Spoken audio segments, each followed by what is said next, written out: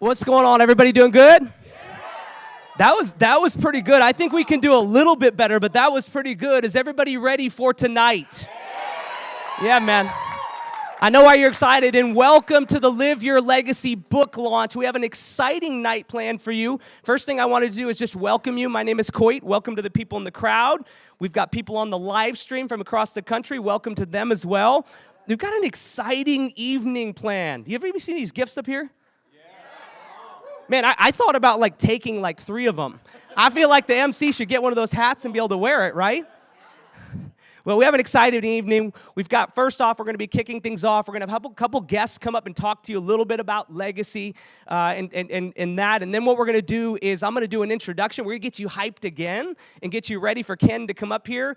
And then Ken's going to come up and he's going to deliver a really amazing, powerful message on living your legacy, which is going to be exciting. And then after that, obviously got some book signings, got some prizes. So it's going to be a really, really exciting night. And man, you made me feel really welcome coming up here at the beginning. That was nice of you. Man, all right. Well, let's do this. So we're going to kick this thing off today. We have a special guest coming up. We're going to have Angie coming up and talking to you for just a minute. So let's go ahead and have Angie come on up. Come on up to the front.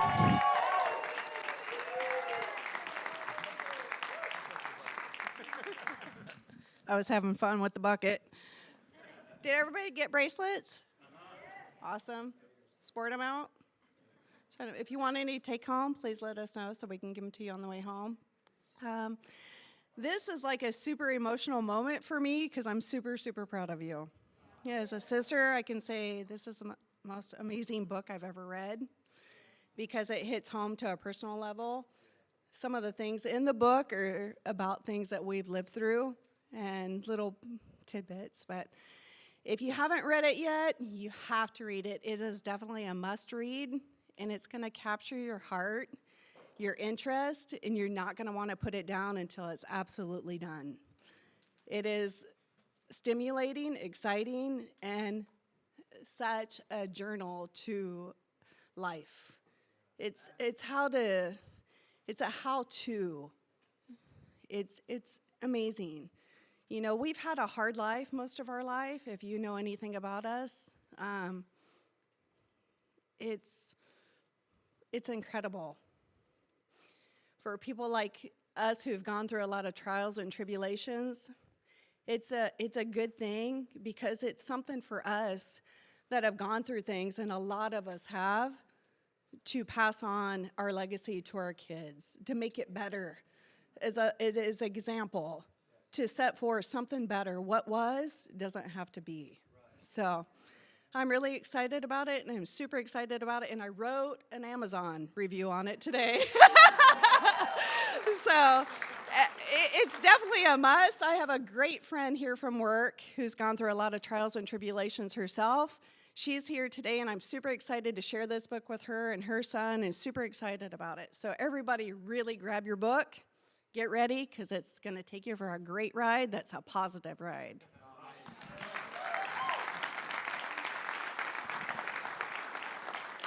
We're going to have Jake come up in a second. The one thing I wanted to add right there is if you haven't done an Amazon review, it will help this guy. So if you really care about this guy, before you leave tonight, go to Amazon and leave him a review. It's a really good way to move him up the bestseller list and help him out. So we want to help Ken out. So we have another special guest. We have Jake coming up here. Let's give Jake a round of applause. All right. Hello, everybody. Man, it's weird being in this room from this side of the stage. It's awesome to be here. Just in case, for those of you who I may not have ever met before, my name is Jake Hubbard. Ken is my dad. And I just wanted to say a few things on behalf of tonight. I think I kind of have a little bit of a unique perspective, just Ken being my dad, what this night means. Webster's defines the word legacy as anything that is passed down from either a predecessor or an ancestor. And in a few minutes, my dad's going to get up here and talk about how to live your legacy and what that means. And I just wanted to share a few things just as his son, the legacy that he's passed down to me, what that means. Some of the things he's taught me. I know some of the obstacles and the challenges that he's faced in his life. If you've known him for any length of time, one of the things he's passed down to any of us or all of us, you've probably heard him say, where you're at is not where you have to stay, and what you have is not all that you can have. And so to go into that a little bit more, being his son, I have a few other things I want to add to that. Some of the things he's taught me. He's taught me that anything in life that's worth having is worth fighting for. He's taught me how to be a man of integrity, to always do the right thing, no matter who's watching, no matter who's paying attention. He's taught me how to be a good father. He's taught me what a good husband looks like. He's taught me if you always do what you've always done, you'll always get what you've always had. There's a funny story I could add onto that, but I won't. Come talk to me after, and I'll tell you what the story is.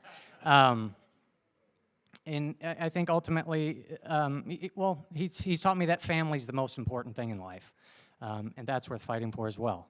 And he's taught me that I think really just how to be a man, and a true man takes responsibility for himself, and that's one of the things I'll take forever, and I'll pass down to my kids. So I just want to say, Dad, that I'm proud of you, and usually you're the one telling me that. But tonight, in front of everybody here, I just want to say that I'm proud of you. And really, this night is kind of an accumulation just for you of over 30 years worth of ministry, of leadership, of speaking and coaching and mentoring and pouring into people's lives, telling them that their tomorrows can be better than their todays. It's the accumulation of just a whole lot of ordinary days compounded upon one another to equal this extraordinary day. And it's the result of a lot of triumphs and tragedies and blessings and sad days and awesome days and wisdom over the years.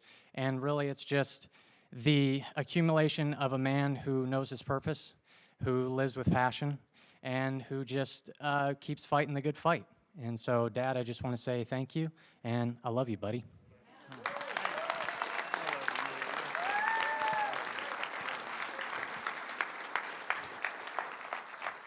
Man, I'm kind of feeling like we made a mistake on letting me come back up here after that. I mean, that was amazing.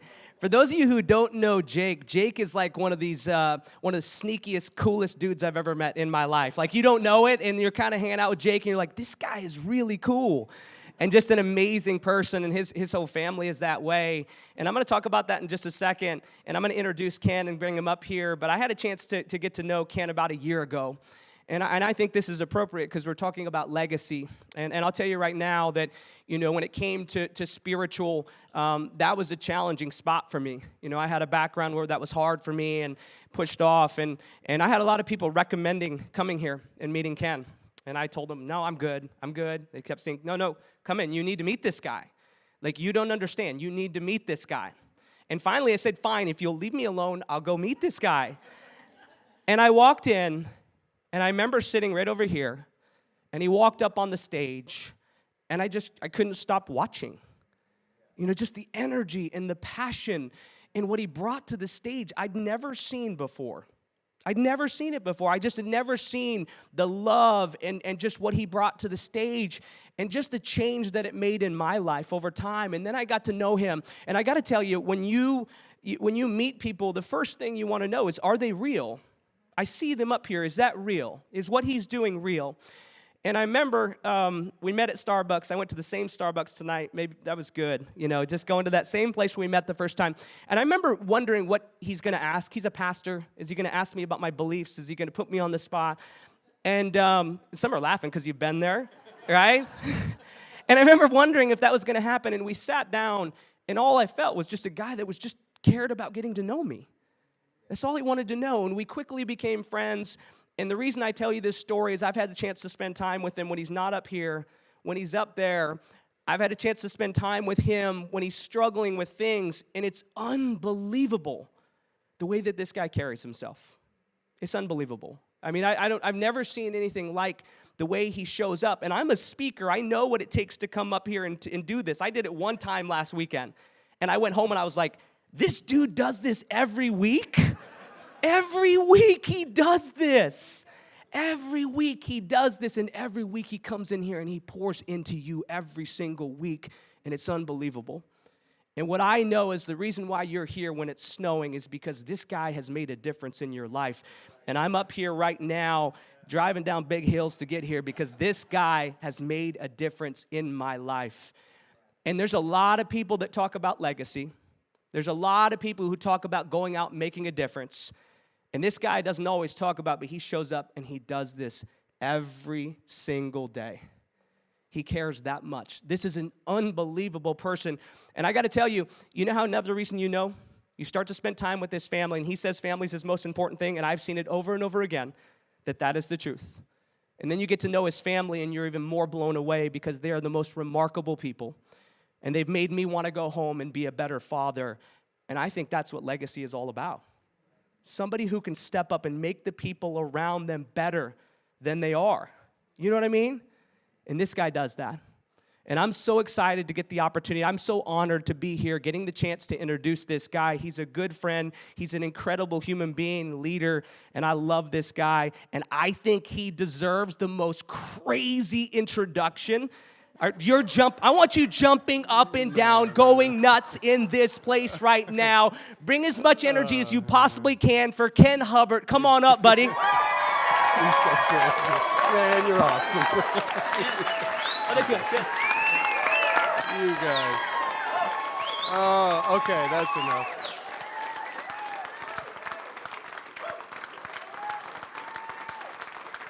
Thank you, guys. Okay, I'll tell you what, while you're in the energetic mood, you know what? It's really all about the Lord. Come on, let's give our Lord and Savior. Come on, make it better than that. Give the Lord praise tonight, everybody. Come on now. Wow. Wow, awesome. You may be seated. I am blown away. I really am. I don't even know where to begin. 2000, I released my first book, and I got invited to the National Evangelist Conference in St. Louis, Missouri. So this was back before Amazon. I packed up my van with 2,000 books. There's supposed to be 3,000 guys there. I guess I didn't have that much faith. I'm not sure. And drove all the way to St. Louis and went to my hotel room, slept. While I was sleeping, it snowed 30 inches. I made a couple phone calls to find out that the airport was closed, therefore the conference was canceled, and I drove back to Michigan with my tail between my legs, hating snow ever since. And I did it again, everybody. Oh, I can't even believe, man. So this morning, I was really trying to practice what we teach all the time about, look, it's not my problem if I can't do anything about it, right? It's snowing, and I'm having one of them prayer moments like, really, Lord? I mean, come on. I felt pressured into this date because the publisher and everybody, you know, they're waiting on a date, you know, and I thought, well, I'll make it in March or I'll make it in April, and I at that time I was planning on going to Rome in March, and I'm like, well, February it is. And so we picked February, and man, I told somebody I ought to play the lottery. Come on, man, it's the one day of the whole year. It's and then it doesn't help. You got to stay off the news. How many know that, right? You have to stay off social media too. I mean, Snowmageddon was coming, you know. And I seen a picture. Thanks, Chris Yon, for the Space Needle was buried under snow. That really encouraged me. I just want you to know. And man, but you know what? Here's what really happened. Starting last night with Jeff Boone. He said, don't you worry about the snow. Man, I'm going to be there. I don't care. Man, he showed me pictures of his tractor. He was going to drive his big John Deere out here. And all through today, so many of you just started texting and just saying, I don't care how much snow, I'm going to be there. And you know what? That means more to me than selling any books, because we've been saying from the beginning, this is about doing life together. And having some snow on the ground is by far not a tragedy at all. But I tell you what, when you know, this is a pretty big day. I got this book coming, and then it's snowing. And just to be encouraged by so many of you, I know you dug out of your driveways and you drove from Anacortes. You risked your life coming down a hill. And there's probably others that are in the ditch right now. No, I'm not going to say that. But I'm just so honored to be back in this valley and doing life with you guys. And I really count this a project that you guys have been on with me, whether you realize this or not. So many of you, you have no idea, but you helped give me the faith to put thoughts onto paper. And some of you that when I was tiptoeing around coming here encouraged me. Man, we'd love you back in the valley. And people that I've sat down with, I'm looking for some right now to make eye contact with that just encourage, say, come on back to the valley. And I'm so glad that I have. And I got some things I want to share tonight with you. I don't want to keep you too long because I know that Snowmageddon is still here. And we should have had sleeping bags here. Anybody that wants to spend the night, feel free. Because tomorrow's church and then the next day's church, so we don't cancel anything. I'll preach to my wife; she'll put up with me. So again, just glad you're here. I want to welcome all of my friends. Man, I just feel blessed. All across the country today, I've been getting texts. Guys in Florida, my friend Kelly, I know you're watching from Memphis. My buddy Skip, come on, let's hear it for Skip, everybody. And I just know there's a lot of people watching live stream. So glad that you joined in on this, and I just feel your love. And you Floridians, I'm not sure if I love you guys, but the rest of you that are under snow right now, I'm so glad you're here. I want to talk to you just for a minute, and I don't want to make this another church service. So many of you hear me every week, and I'm just glad you'd come back. But I really didn't want to make this just about me selling a book. I didn't want it to be about that. And matter of fact, I'm going to give books away tonight, and I'm going to tell you why. I'm going to tell you how we're going to do that. Now, obviously, I got to pay some bills, so I'm going to tell you there's a little loophole to that, okay? But I didn't want it to be about you coming to celebrate me. I feel honored. Man, what an intro. I started looking around like, who is Coit introducing, you know? And I thought this was my night, but I didn't want it to be about me. And I never do. I want it to be about us. And so I thought, what can I do instead of just selling my book and having people come for the book? I'm going to give the best gift I have. And I really, if you're reading with me right now, the read through the New Testament in a year, this morning was Matthew 25. Matthew 25, it talks about the gifts. And one guy got 5 gifts, one guy got 2, and one guy got 1. And in my journal, when I read that, I said, Lord, most of the time, I always feel like the one talent guy. And I don't say that to humor you. I really do. I don't feel like I'm multi-talented. I feel like I have a gift, and I feel like my gift is leadership and communication, and I'm going to ride that pony until Jesus comes. and so I wanted to take my gift. It's the best I have. And so I wanted to take what I feel like is my best and give you something tonight. And I hope this is more than just a message. I hope these are words that really might be one thing that you could pivot on, or one little thing, or one idea that perhaps might change the trajectory or a thought process so that you would leave here. What would it look like if every one of us stopped waiting to leave a legacy behind? And man, what if we started today, no matter what age or what stage we're at in life?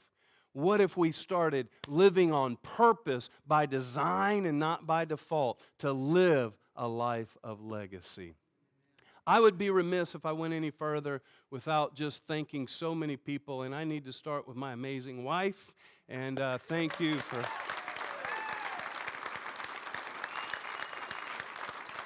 And I read this manuscript to her about 100 times, and every time she acted like it was the first time. Kind of like listening to me preach 3 times every weekend. I couldn't listen to me 3 times on the week. I don't. And my daughter, Janessa, wasn't supposed to be here. She's working on a play up in Bellingham, but because of the roads, they gave her a break. And so, Janessa, thanks for organizing so much. I love you so much. And by the way, I got to thank all the dessert makers. Come on, these are folks in our church that make these desserts. Denise, Gail, Christine. Woo! I'm telling you, come on, please eat them. There's a lot of desserts. Man, Gail, like they were working. She said, please tell me you haven't canceled because I've been cooking for 3 days. I know you have been too. And so please eat the desserts. And there's a bag of coffee on everyone's chair. That is for you. That's the Legacy Blend, everybody. Come on. Because we always talk about good caffeine makes better preachers. How many know that, right? And man, Teresa, Sean, you guys, thank you so much. When you started talking to me about like making a coffee legacy blend, I thought we would brew it. And I had no idea. These are the kind of people that make life special. It's not just enough, but it's and then some. It's above. I mean, she showed up with over 200 bags of coffee that they roasted and packaged, and I'm telling you, thank you so much. And I don't want to drag this on. Thank you for all the endorsers in the book, and man, just so many people. But I got a sign here thanking the sponsors just for tonight. Obviously, you have to invest a lot of money to publish a book, and there was a lot of upfront and all that kind of stuff. And to be quite honest with you, when it came time to throw a party, I was out of money. Anybody ever know that feeling right there? And so I just called a couple friends and said, hey, look, I want to throw this party. I want to make it fun for everybody. I want to give things away. And Jason Johnson, By Design Auto, thank you so much for helping this night happen. I appreciate it. He's one of those guys that encouraged me to come back and has just been in my corner ever since, and appreciate it. Jeff Latham, I know we got some Latham real estate guys in the house. Thank you so much for helping tonight. So it was fun having your guys' money to go buy all these gifts to give away. I love that. I could make a practice out of something like that. That's pretty good. I've moved at this place in my life. If you want to take notes, this is a good place to start. I've moved into this place in my life, I guess in my 50s now. I've moved from wanting to have success to wanting to have significance. And for the first time in my life, maybe in the last couple years or maybe a little more, I understand the major difference between the two. See, in my 20s and 30s, and I hate to say it, maybe I'm a slow learner, even in my 40s, I was really after a lot of success. And I define success this way, if you can see the notes tonight. I define it this way, is success is what I get out of life. It's me trying to, I wrote some books before, but it was from a whole different perspective. It was because I wanted to be noticed. I wanted to attain. I wanted to be on the platform. I wanted to make some money. I wanted to be noticed, all those kind of things. I was pursuing success. I even pastored my church with this idea of trying to be successful. And I'm not saying there's nothing wrong in that in and of itself. But there's this major thing that happened in my life that I'd like to try to maybe share with you, because it's the shift that began to make all the difference. And it's when I moved from trying to be successful to trying to have significance. And this is the way I define the difference. Success is what I get out of it, but significance is what I can deposit and help other people become successful. And it's awesome. It's not something that I just say. It's really exactly where I feel like I'm at in my life. And if I hadn't have made that shift, I would have never been able to come back to the valley and do the kind of things that we're doing. I see Stanwood people. Thanks for digging out of the snow. I'm so glad you're here. And so if you've seen the cover, which there it is, that's what the cover represents. We had a whole bunch of cover designs by designers across the globe. The lady that actually designed that cover actually lives in Australia, and we explained the book to her and what we were trying to accomplish, and it was never about the book.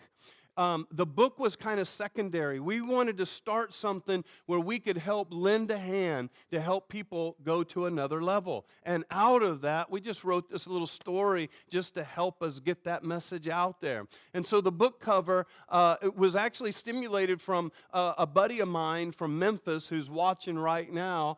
We climbed a mountain together, and that picture that we took became the inspiration for the cover right there. And except I was helping him up. He wasn't helping me up. want to set the record straight. And so anyway, that was the best picture because we were acting like we were going to push each other off right there. But you know, that's one of my longest friends. He's been my friend since the 7th grade. And yeah, it just demonstrates the significance, trying to help people get to another level. And I don't know how many years I'll have left on this earth. I think I can keep preaching for another 50 years. I really do. And woo, thank you very much. All right, I'm glad nobody said, "Oh man." But that's my goal. I want to do, whether it's in leadership, whether it's speaking at Chamber of Commerce's or leadership conferences or in my church every week. I really have this passion to help people get to another level, just to step up one level. And so here's what I'm going to do. Now, I started off with 12, and then it started snowing, and I reduced it to 10, and then it started accumulating, so I reduced it to 8, all right? So I have 8 things I want to give you tonight that I think will help you live a legacy. They're the 8 C's, and just because that's what I do, all right, everybody? So you ready for 8 C's, everybody? Here we go. All right. Here we go. Let's see. It is 7 o'clock. I will be done by 9:30. Everybody good with that? I'm just kidding. All right. Okay, so here we go. Here's the 8 C's. Number 1. Well, hold on. Before I give that one, let me just say this. One lesson I learned in this transition between success and significant, and the whole reason about this idea of legacy is because I've learned this, that everyone dies, but not everyone lives. I was sitting with my dad about 3 weeks ago, and I had the wonderful privilege, after 42 years of praying for my dad's salvation, to kneel beside him at his wheelchair. After I asked him the question, I said, "Dad, if you could do your life all over, what would you do?" And we reminisced a little bit, and there was some emotional father and son kind of moments there. And at the end of it, he started saying, "I just wished I would have had more time." And he started talking about the things that he wished he would have done. He said, I wish I would have had the opportunity for you to grow up in my home, and I wish I would have had the opportunity." And we began to reminisce, and I thought about this statement, everyone's going to die, because he said, "I'm a little bit afraid of dying." He said, "I never thought I'd live this long." I said, "Dad, it's normal to be afraid of dying, especially when you're not in a right relationship with God." I said, "The reality is, though," he said, "I hate thinking about dying." I said, "We all need to think about it, because all of us are going to die. The fact of the matter is, right, we're all going to die." I know that's kind of a bummer tonight, but not everybody lives. And so my hope tonight is that you'll leave here deciding to kind of put a little bit more fuel on the fire, and let's just live at a higher level. All right, everybody? All right, so, and I figure if you're going to live, you might as well live your legacy while you're living, right? So here they are. Number 1, these are all C's. Number 1 is check your fuel levels. If you're going to get to your destination, how many know you better check your fuel levels? If you're going to drive in the snow in a blizzard, how many know you better leave with a full tank of gas, just in case, right, everyone? And so in your own life, I'm not going to exhaust these. I'm not going to try to teach them all. I just want to splash you with a little bit, and just check your fuel levels. Some of you have heard me teach on this before, and I have four gauges on the dashboard of my life that I just like to throw out there. You can make up your own, but I call them my head, my heart, my health, and my happiness. And I'm constantly checking those, and I would encourage you to check them too, because I feel like if we don't keep those things in balance, if we don't keep the oil and the gas, balanced. You could have a full tank of gas but be running your engine without any oil. How many know it doesn't matter how much gas you have? And so those are the 4 for me. And you've heard me teach, some of you have heard me teach the 4 before the door. And the head is just, am I intellectually healthy? Am I learning? Am I constantly stretching my mind? Because the older we get, the more we live out a routine. And so, but when we continue to learn things, we stay living in creativity, and creativity makes us dream. It makes us hope. It makes us have goals. And I think one of the ways you live your legacy is, no matter what age or stage or how many failures or blowouts you've had, is to continue to dream that your tomorrows can be better than your yesterdays, because where you're at is not where you have to stay. Right, everybody? Come on. And number two is the heart, and that's just my spiritual health. Where are you spiritually? And we cannot miss that dynamic. I know a lot of people that are very successful in the other arenas of their life, but they are missing it spiritually. And so just having my heart issues right, my relationship with God, I won't get into all of those. And then my health. Is my physical body healthy? I feel like in order to do what I do, I have to have some energy, you know? I have to have some strength. I have to take care of this temple that God gave me in order to do the thing. Come on, if I'm going to preach another 50 years, how many know I better take care of my body, right, everybody? Come on. Some of you are looking at me like you don't believe I can do it. I double dog dare you. I'll be there, all right? And so lastly is my happiness, and this just has to do with my emotional health. I just feel like I have to put a priority on my emotional health. It's why I start every day writing down 3 things I'm grateful for. And it makes me, today, last night, the last thing I went to bed with was Jeff Boone saying, man, don't worry about the snow, it's going to be great. And man, I allowed my emotion to feel that moment and embrace the fact that I got friends around me that help me on the journey of life. Be in touch with, God made us with all of those. And so that's check your dashboard or check your fuel tank. Let me do number 2. Number 2 is if you're going to live your legacy, you got to create moments. I really believe this one. Don't just live life, but create moments in your life. Come on, let me see the hands of every parent in the room here. Every parent knows the feeling of buying something for your kids that was really expensive and they disregard the thing you bought only to ask you to push them down the hallway in the box that it came in. What do we learn from that? It's not the things that matter, it's the moments that matter. And come on, we're the same way as adults. Create moments in your life. Don't accumulate possessions, accumulate experiences, right? Go skiing, drive in the snow to come to a great book launch. Come on, how many know what I'm saying, right? There's a world of difference between making a living and making a life. We all got to make a living, but not everybody's making a life. Maybe somebody will leave here tonight saying, you know what, it's time for me to start living this life that God gave me and stewarding that life that God gave me. I put this is your tweetable moment tonight, that living might be measured in dollars. You got that one for me? Living might be measured in dollars, but legacy is measured in moments.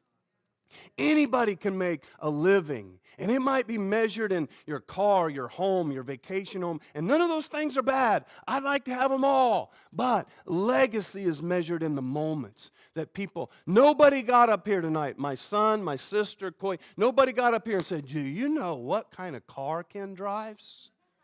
Nobody got up, but they began to talk about the moments. That's the moments. Begin to live life with moments. I'll tell a quick story. I'll move to number 3. I know so many of you have heard me tell this story, but I did a lot of goofy things and a lot of messed up things. Every once in a while, you'll let me brag on something I did right, everybody? And our kids grew up, we had this thing called the camp night. And every Friday night, we would pitch sheets around the living room, get sleeping bags out. We'd bust out popcorn and the gummy bears, and it was our night for junk food. And we'd watch when they were little Disney movies, and when they got older, I'm not going to tell you what movies we watched, none of your business. And we watched, just appropriate. And I'd teach Jake how to take his mom out on a date and how to open the car door. And I'd take my daughter out on a date and show her, pull the chair out for her, and teach her how to be treated when she goes out on a date. And I would make it a priority. It was I'd mark off Friday night through my whole calendar. I got this wonderful privilege to be a part of a board with Bill Bright. Some of you know that name. And probably led more people to the Lord than anybody, I believe, outside of probably Billy Graham is right in there at the same level. And I got to be a part of his board, and he was a part of helping Mel Gibson make the movie The Passion of the Christ. Well, he had called me and asked me to fly to Orlando where his offices were to be a part of this thing that he was doing, and it required me to be gone on a Friday night. And every once in a while, I would break that rule, and I would go, and I'd do my best to make it up with my kids. I got home from that weekend in time for the message on that Sunday, and that Monday I got a call from Bill Bright in Orlando. And he said, hey, Ken, we just got a call from Mel Gibson, and he's going to fly in this coming weekend. And he'd like me and the team, which was about 6 of us, to sit down with Mel Gibson and watch the preview of the Passion of the Christ, and before he releases it to Hollywood, to get some pastors' opinions of it. I thought, wow, this is amazing. I can't believe that I'd get to be, somebody would care what I think of some new movie. And I thought it'd be kind of cool to sit down with Mad Max himself. Come on now. And I'll never forget, it wasn't even that hard of a decision when he told me what day I'd have to be there. It was a Friday night. And I'd missed the previous Friday night. And I said, Brother Bill, I said, I can't be there. I have other obligations. He said, is there any way you can move that around? I said, there's not any way. It's one of the most important priorities of my life. Now, today I could stand up here and tell you, ooh, I hung out with Mel Gibson. Woo, look at me, Mad Max. And nobody would really care because Mel Gibson wouldn't remember me. It would have been a cool story. But let me tell you a cooler story. My son was 11 years old, and he heard me on that phone call. And today I got my son and my daughter. They love the ministry, they love the church, and they're 2 of my best friends in life, everybody. Come on, you got to create moments.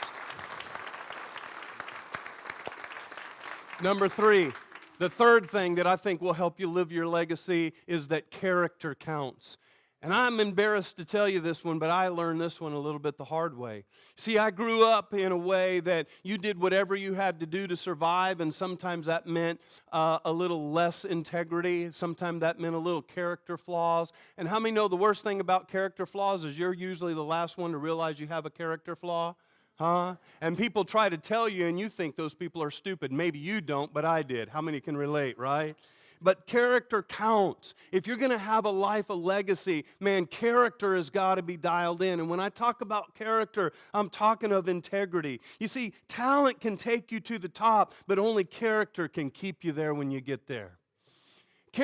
Talent can help you do some cool things in life, but I'm telling you, character is the thing that lets you just keep on going with longevity. Thank you, Jake. 31 years, that's longevity, and I'd never have made it if I hadn't have looked at some character flaws that I had in my life. And I learned through those character flaws that external talents can bring you to a place that your internal character can never withstand. It's why we see so many failures. We see so many people climbing that mountain, and they're on their way to this great legacy, but there's character flaws, and it's in the character flaws that we'll never make it to the place that our potential or our talent is going to allow us to. And let me just say this. You got to ask somebody in your life. You got to have someone in your life that you trust, that you do life with close enough that they have access into your life to talk to you about the character flaws. You got to have that person.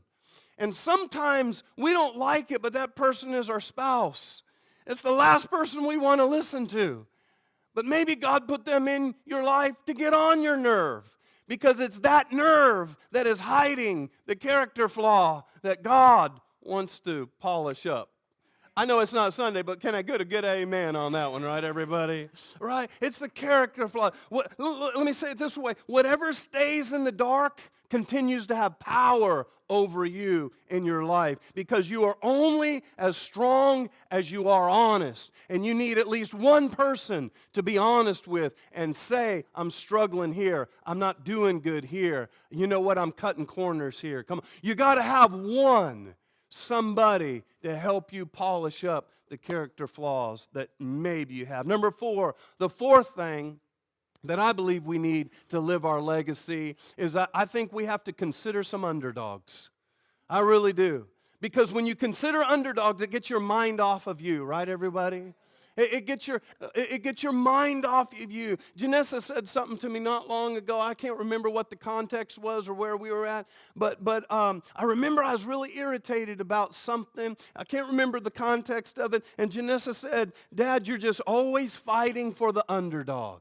I was irritated because somebody less fortunate was being taken advantage of. I believe, and the scripture says, let those that are strong in the faith watch out for those that are weaker in the faith. I believe we have a responsibility to be exactly what this book cover shows, is when we get there, turn around and help somebody up. The struggle you're in right now is going to make you stronger. And once you get stronger, you do God a disservice if you don't turn around and say, let me tell you what I've been through and come on up. Let me tell you the battle I fought and come on up. Let me tell you how I survived this scar. Let me tell you how I survived these bloody knuckles and come on up to a higher level. Maybe you're going through what you're going through, so one day you can turn around and help the next generation live at a higher level and preach a message that where you're at is not where you have to stay. Come on, everybody. I love the definition. We got the definition of underdog. I love this. Underdog. Come on. How many are old enough to remember that cool dude, right? I used to watch him before school in the morning. Underdog, a competitor thought to have little chance of winning. The reason I'm passionate about that, that's me. I'm the last person that should be standing here. I'm the last person that should be authoring a book. I had a 9th grade teacher that told me I'd never do anything like this. And it's okay, I'm not mad at her. I published my first book and drove it all the way to her. And it really wasn't out of spite. I know that was a funny line. She celebrated with me. But the thing is, I was the underdog. I was a competitor, thought to have little chance. I did. I had little chance. If you hear my sister up here and you say, man, we went through some things. The things we went through, we can't talk about publicly. Yeah, we went through some things. We had some hard, and so have you. And the world wants to put a stat on you and say, man, you have little chance of owning a business. You have little chance of having a good marriage. You have little chance of raising godly kids. You have little chance of being in your right mind. You have little chance of breaking a victim mindset. You have little chance of breaking a poverty mindset. But I've learned with God, all things are possible. Come on, everybody, right?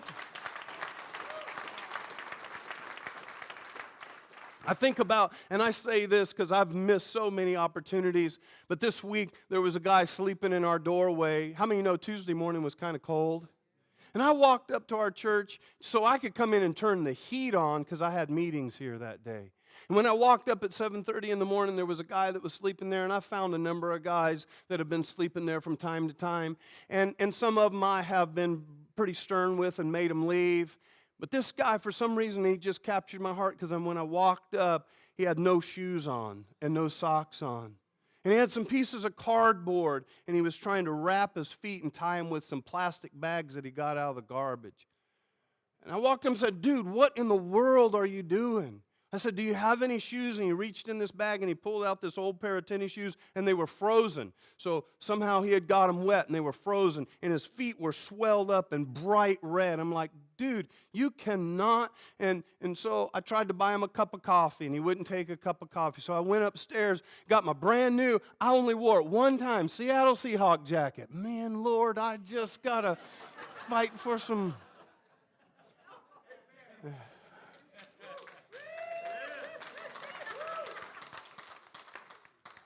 And then as I'm handing him that, I'm like, that's not the need. The need is socks. And I've failed many times. But I reached down, untied my shoes, took my socks off, said, hey, dude, I just came from the gym. If you want these, you're really in need. And I handed him my socks. He grabbed them like a starving man and put them on his feet. We wrapped his feet up together, put his shoes on. And that's an underdog. I've never had that situation. I've never been left in the cold, but I've been left out of some circles in life.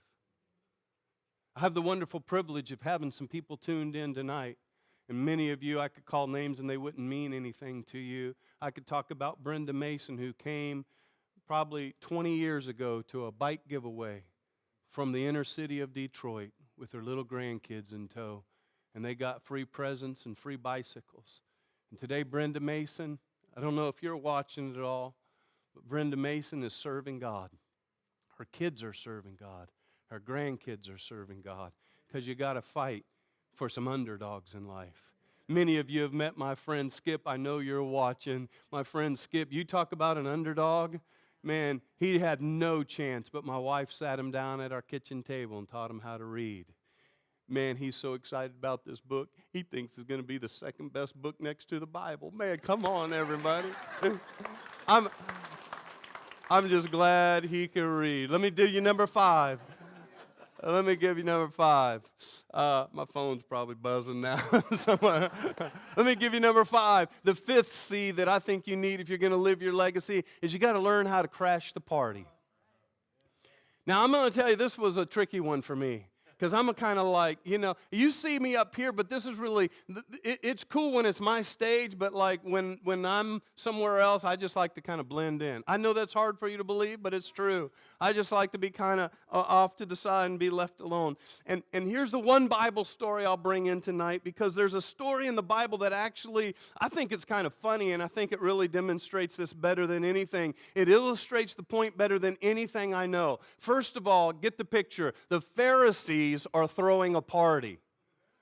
Now that's funny to me. See, you guys missed it. I just already think that's funny. See, I just read the Bible with a twisted mind. The Pharisees, everybody get the picture? Pharisees, stuffy, too much starch. You know what I'm saying? They're throwing a party. I just can't even fathom. It's not like you guys are fun to party with. Can you imagine partying with Pharisees? Bless God. You know what I mean? You do. And so that's already funny. And imagine how pious and how formal that is. And a prostitute crashes the party. Now, a prostitute, she has a reputation. Everyone knows her reputation. And she just busts right in with her bottle of perfume. She crashes the party. I love this. With total abandonment. She is past caring what people will think of her. If you're going to live a legacy, you got to get past worrying about what people are going to think about what you're going to do. I'm telling you, there are so many people, if I could show you, there are emails about, don't you dare move back to Mount Vernon. If you move to Mount Vernon, your ministry will be over. It doesn't look like it's over to me, everybody. Come on now. You got to get past worrying about what people are going to think. And she walks into this party uninvited and breaks her alabaster jar of perfume over Jesus' feet. I love this. I'm not going to preach it, but here's another tweetable moment. Come on, let me give me this one up here. Do I got one? Yeah. The path of least resistance never gets us where we want to go. Come on. Jake said it tonight. Anything worth having is worth fighting for. This is just a little 150-page book, but let me tell you, every morning at 4 o'clock in the morning, I'd write a few hundred words. I'd write a few hundred more. I'd write a few hundred more. And I didn't care if I never sold this book. I was writing it to leave it to my son and daughter. That's how it started.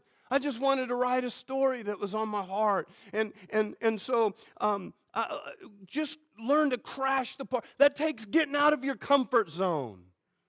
Yeah, I know. I seen you cringe too. Yeah. I'll tell you a story. I don't think I've ever told this story. I had a friend in high school. His name was Stephen Hayes. I don't know what happened to Stephen Hayes. Stephen Hayes was very popular, very charismatic, and I didn't like party. I worked full time. I was a senior in high school. He was his first year in college.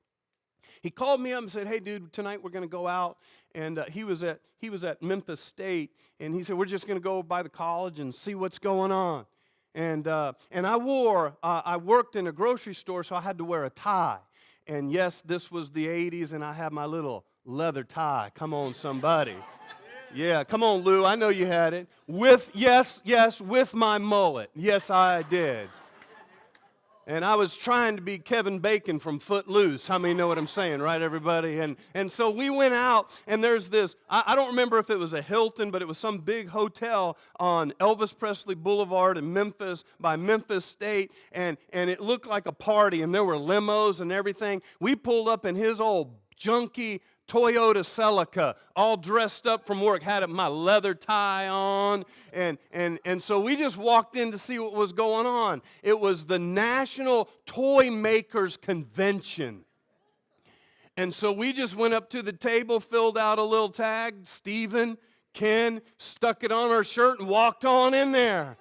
And there was free food, and man, we were in there with people from Mattel and all these big shots. And Stephen ended up dancing with the wife of the man that created the Cabbage Patch doll. How many remember that, right? Now, I didn't dance, and I still haven't danced to this day. I'm saving my first dance for my daughter's wedding one day. And that's the only thing that's going to make, I don't know, maybe I'll... But Steve danced, and you know what I hate? I hate to this day that I didn't dance.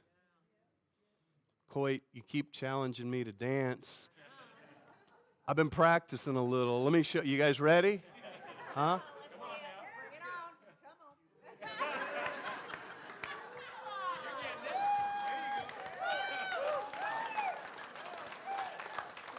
You're not the only one that can dance on the stage. I can bring the bliss too. But Stephen danced. I'm jealous that I didn't dance.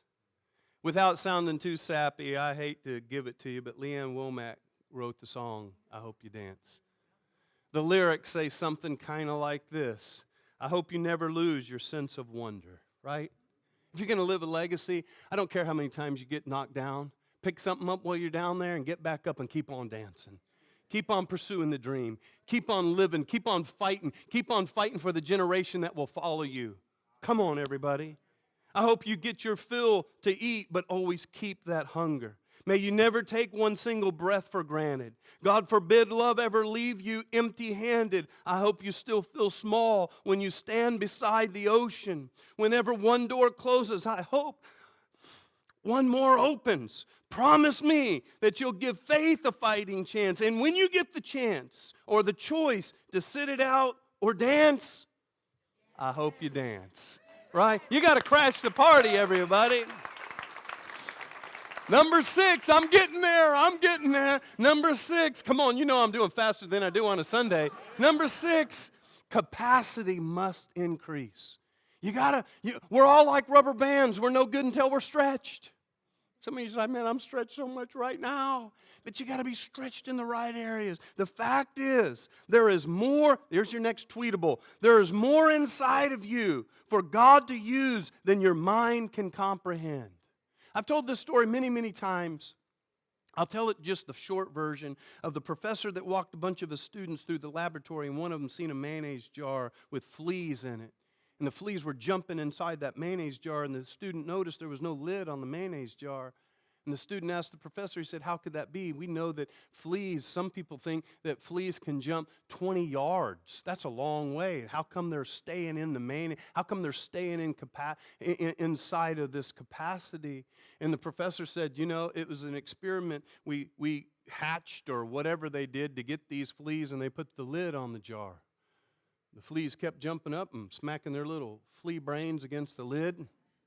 After a few flea-brained headaches, they stopped jumping so high.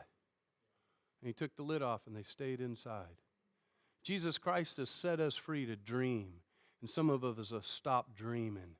I want to say increase your capacity because God wants you to soar to places you've not even dreamed of soaring to yet, everybody. Come on. He's released you. Some things need to decrease so that legacy can increase. And the way legacy must, I'll just do this real quick, is you got to know what to say no to and what to say yes to so you can expand your capacity in the areas that you say yes to. I'm going to leave that one. But let me just say this. This is a great thing. This is a great opportunity. Let's see. Capacity must increase. Okay. I forgot one, didn't I? Did I forget? Which one? Did I get them backwards? You changed it on the fly? You're good. Man, you're good, Jake. Come on, man. He's so good, he threw me for a loop. Tell me what to preach next, buddy. Come on, give it to me. Let me give you number 7, commitment. Commitment. Commitment can't be comfortable, right? It's crazy. Coit and I, me and you have talked about this. Everybody wants something, but nobody wants to be uncomfortable to get there. Woo, I wish I could get in shape. Yeah, get up. Go to the gym. Put the Twinkie down. Step away from the ho-ho. If that's not your goal, I don't care. Eat them all. There's a whole bunch of them right out there. Go for it.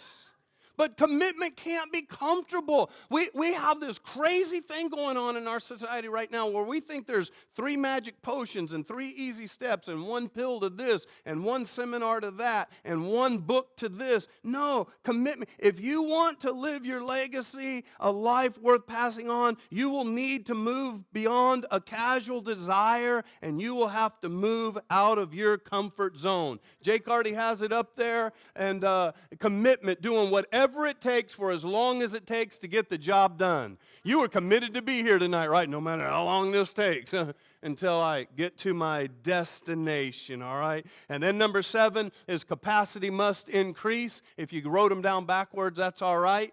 Capacity must increase. Let me tell you something we're going to do, and then I'm going to give you number 8, and I'm going to get out of your way.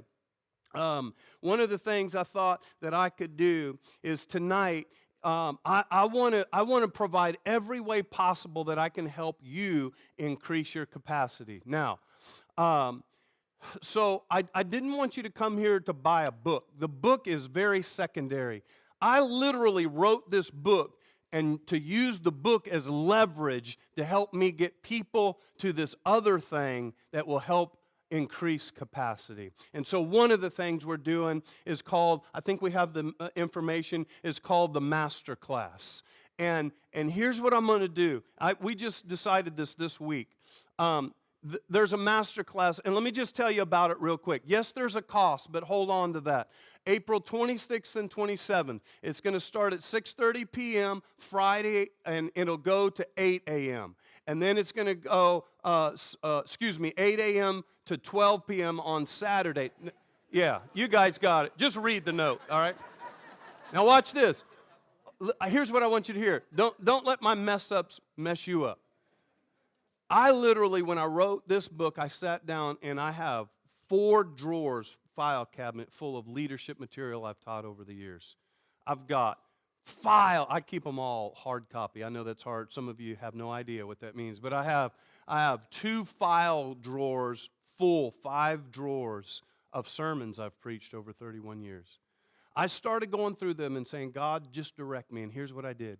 I took what I thought were my best leadership lessons and my best messages, and I did something different. Instead of letting them survive and live in different arenas, I felt God say, marry them together and give some biblical leadership to help people, because a lot of people want to increase their capacity, but we got to have some substance for that.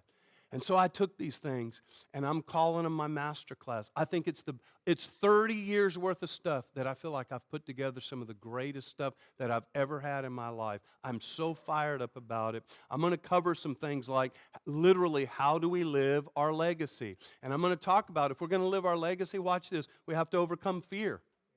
Because fear is keeping people from their legacy. Fear of failure. I'm going to tell you, I know this firsthand. I was fearful to move back to this valley. And look at what's happened. If I would have let fear win, this night would not be happening, everybody. I was fearful. And because I've had some failures, I almost let failure rob me of my legacy. Anybody here ever had a failure? Help me feel better about me. All right, thank you very much. And problems. What problems should we worry about? And what problems do we just need to let go? I can't help the snow. I needed to let that go today, right? I want to talk about if we're going to live a legacy, how do we have courage? How do we have contribution? How to live with passion? How to live with purpose? And I'm going to tie all these leadership to biblical principles. I think it's the best stuff God's ever given me. I wish it was happening right now. I mean, we're already snowed in. We might as well take advantage of it. So the book was never about selling the book. The book was, I wanted to create a platform because I wanted to create a more systematic way that where you're at's not where you're going to stay. How do we do that? How do we get everybody on? How many know every person can go one step higher? No matter. If you're in great success, wonderful. Why not take it one step higher? right, everyone? And so here's what we're going to do. This is what we decided to do. We're giving this book away to every single person tonight that signs up for the master class. That's what we're doing. You can just have the book. Because it's not about the book. I desperately want you to come to the master class, no matter where you're at. If you're a mama, I want you to come. If you just feel like, man, this is me, I want you to. If you're a business owner, I want you to come. If you're alive, I want you to come. All right? And so here's the deal. The book's free. So if you'll sign up right now, you can go to kenhubbard.org. And when you go to kenhubbard.org, right now, even on your phone, or when we're dismissing here, and you can go right now on your phone and just buy the ticket tonight. Then just on your honor, just come up and say, hey, look, I just bought the masterclass. I'm like, here's your book. Now you say, well, wait a minute, I already bought a book, you dirty, low-down scoundrel. Yeah, patience is a virtue. No, I'm just kidding. If you already bought a book, there's something inside of your book that gives you a code that will take $15 off the master class. Neener. If you just feel overwhelmed that you want to pay the full price, go for it. We will not reject it, all right? Now listen. Come on, there's no kidding. I've talked to a lot of leadership experts, and there's information that I really feel. I know this sounds like an infomercial. Just for a second, I'll do number 8. I really feel with all of my heart, we've talked about packaging what I'm going to share on that date, April 26th and 27th, and that's about a $1,000 conference. Come on, $40. I'm just trying to cover some costs, everybody. I want to put the cookies on the lowest drawer because I want you to be there. I really believe that creating a tribe of people that will live a legacy is part of the purpose why I came back to this valley. Come on. All right, everybody? Okay, so here's the deal. That offer is tonight, okay? So I want you to do that tonight. I think it's going to stay tomorrow. For those of you that are watching live stream, all of you that are on live stream had to give me your email. So I'm going to follow up with you in an email and show you, because we're going to do a separate Live Your Legacy Masterclass just for you, so you don't have to put up with all the crowd noise. And so I can just sit down with you in a camera and sit down and type with you and email with you and talk back and forth. So I'll circle back around with all of you that are watching live stream. All right? Okay, can I do the last one, number 8, everybody? All right, I just went over my time, didn't I? Number 8, let me give you the last letter C that I believe you need if you're going to live your legacy, and I call it chasing the lion. Now, how many know that doesn't make logic, right? If you see a lion, your intuition doesn't say chase the lion. Your intuition says run from the lion. It says, but I want you to chase the lion. What if you would start running toward that something instead of running from that something? And I say that something because you know what that something is. If you run from things, you are intimidating. If you run from the things that are intimidating, you'll be running the rest of your life. There will come a moment in the pursuit of legacy that you will have to travel the road less traveled or settle for status quo. And the first step of legacy is usually through the greatest fear. It is, chase the lion. Let me tell you where I got this phrase.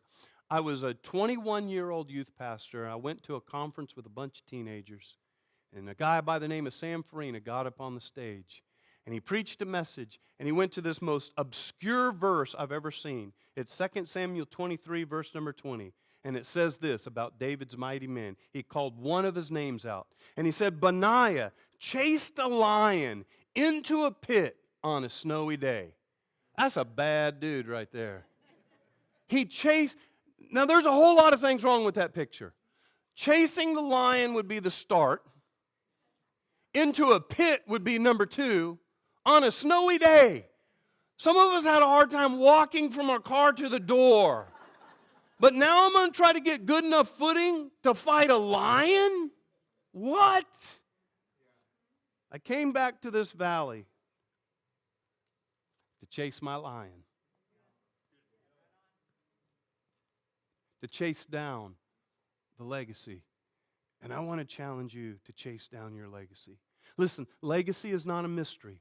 Legacy is the decision that every one of us can make tonight to do what others refuse to do. Let me close with this. Quit living. Here's what I want you to do. Set your notes down just for a second. Just set them down, because I don't want you to write this down. I just want you to hear this. I'm closing with this. I want you to imagine, if you could, I want you to imagine maybe this is a mandate from God, this paragraph. Quit living as though the purpose of life is to arrive safely at death. Run to the roar. Set scary goals. Pursue your values with passion. Dare to dream a legacy life. Grab opportunity by the mane and don't let go. Live for the applause of those who will follow your trail. Don't hold out. Don't hold back. Don't wait for it. Chase your lion. Live your legacy. Will you receive that, everybody? Come on. All right.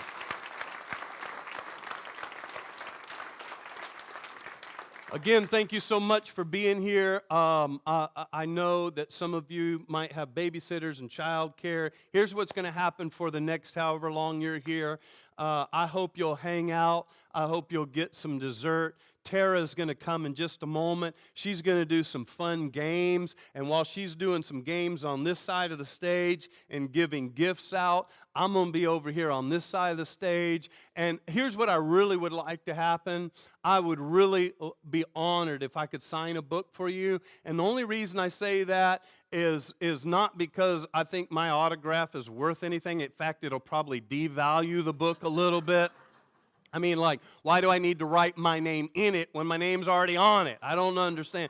But here's why I want to do that, is because I want to shake hands with every person that has the time and just thank you for being here and being a part of my legacy. I really appreciate you so much. And so that's what I'm going to ask for. One more time, thank you guys for being here tonight.